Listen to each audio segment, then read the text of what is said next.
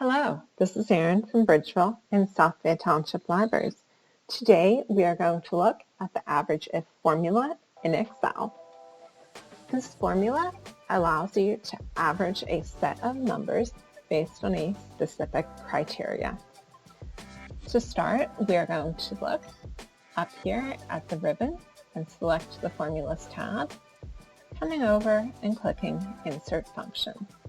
You can search for average in the box here and select average if and click OK.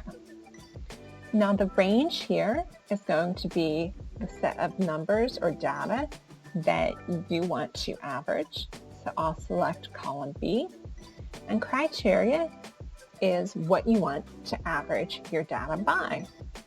So you can see in column G, I want to know what homes are less than 200K. So I'll put that criteria in there.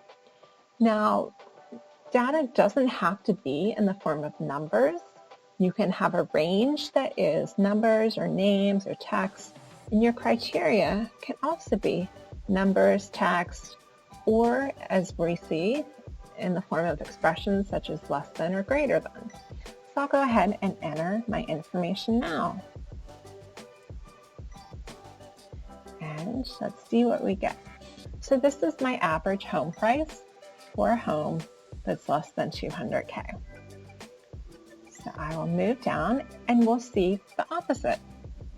So I'll go back to my insert function, choose that average if, and once again I'm selecting my range, and this time I can do the greater if function.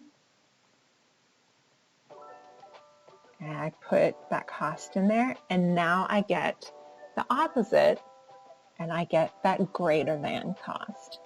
And that's just how you use the average if function in Excel. Thank you for tuning in, and have a great day, everyone.